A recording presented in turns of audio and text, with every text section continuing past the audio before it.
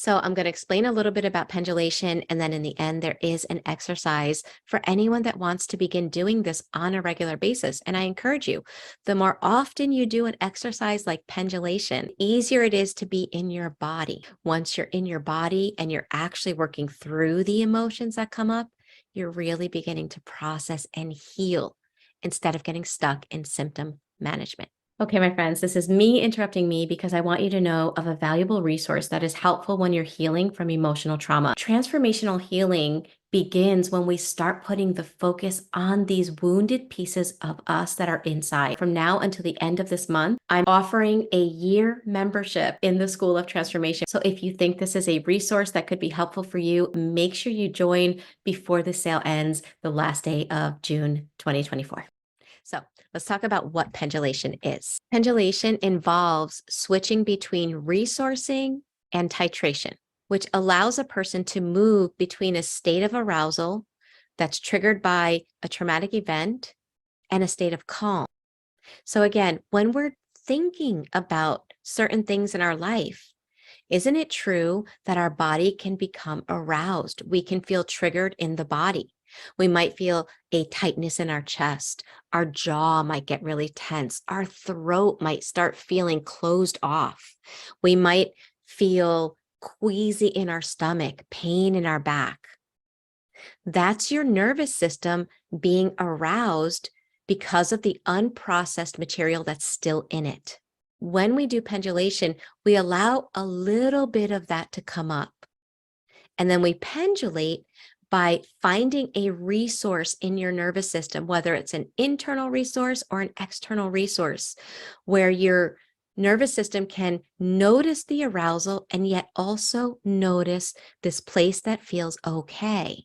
As your nervous system begins learning how to do that, how to go to a place of arousal, back to a place of calm, titrating, which means giving a little bit of that arousal, and then going back to that place of calm, this helps the body to regain homeostasis or balance. Our nervous system should normally be able to fluctuate in a nice flow state. But because of trauma, when a little bit of arousal comes on, we tend to get flung way up, or we're so dissociated, we're flung way down, and there's no flow.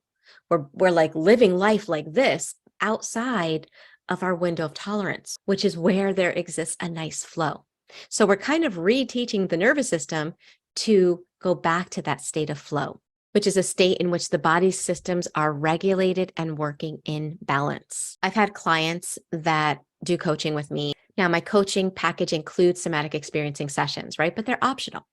But once a client tends to experience somatic experiencing, it really is a game changer, because as they learn to be comfortable with the emotions that they have been avoiding, dreading, thinking that it's too much for them to feel, and their nervous system starts learning how it can start feeling that, they begin loosening the knot. Trauma is like a knot, right? It's all tied together and we can't work through it because it's just, there's too much there.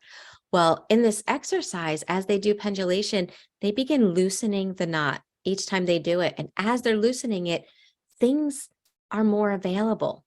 They start coming up and loosening a little bit more until you get this one piece that gets to untangle.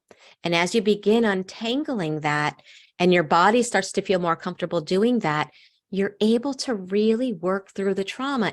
Instead of what most of the time we want to do is grab this and chuck it, but it doesn't work, right? But when we unravel it, and we do so in a way that does not cause flooding, does not cause over traumatization, that's when we really start to see shifts. So pendulation is an awesome exercise. It's one of the things we do as we're doing somatic experiencing.